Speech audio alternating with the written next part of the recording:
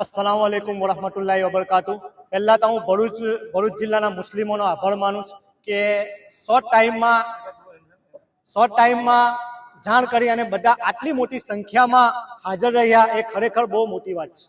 कारण के आ वक्फ बोर्ड अने यूसीसी एकलो एने बचाववानी जरूर नथी। आ लोकोए शरूआत करेली छे आ छीनववानी, त्यार पछी ए लोको संविधान पर हुमलो करी रहेला छे।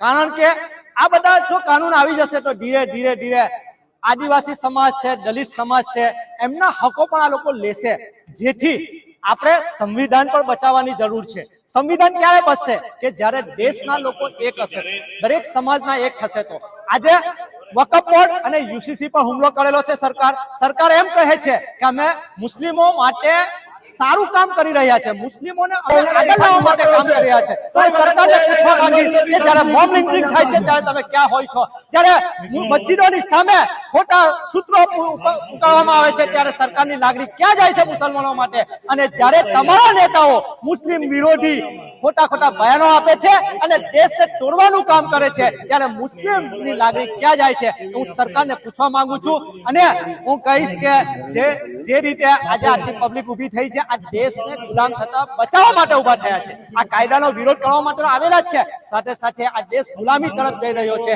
એને બચાવવા માટે ઉભા થયા છે। જેથી હું ભરૂચ જિલ્લાના તમામ લોકોનો આભાર માનું છું। Thank you. અસ્સલામુ અલૈકુમ વરહમતુલ્લાહિ વબરકાતુહુ।